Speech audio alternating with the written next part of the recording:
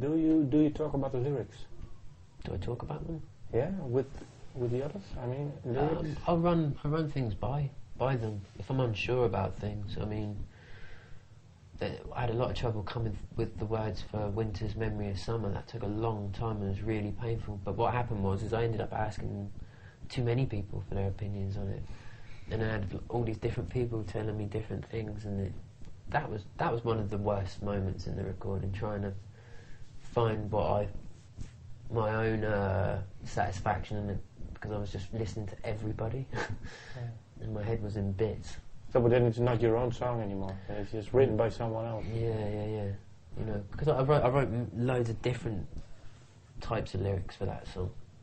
You know, I mean, I chose what was on there in the end, but I don't want to be one of those people who just ignores everybody, and you end up going in and I don't know, self-indulgence and stuff. You know. But do you always know what he's singing about or writing about? No, not always. You know. But I think one of the great things about about the music is that it's really, you can kind of make up your own stories about it, and I wouldn't really want to know, really, because I mean, you don't want to know. No, I probably don't. But there, you know, I get my own images off of them. You know, when I listen to our stuff, I make my own sort of, you know, my imagination makes its own mind up. I always found it hard writing lyrics because it's always about personal situations, and it's hard to face people, play people's song that might be about them, and then have to face them. But do you then try and make it more less specific? Yeah, less specific about you. You try to.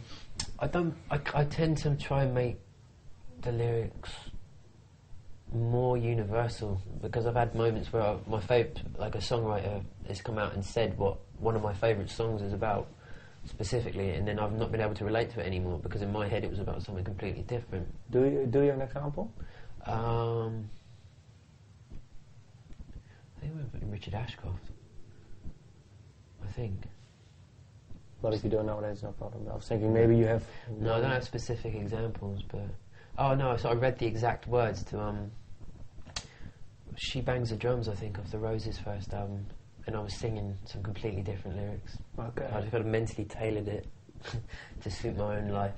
And what was it then the words you sang then? She bangs, she hangs the drums. I can't remember. This is when I was like 12 at the time. Oh, okay. It wasn't the She Bangs the Drums bit. It was the actual verse when you can't really hear too clearly what he's saying.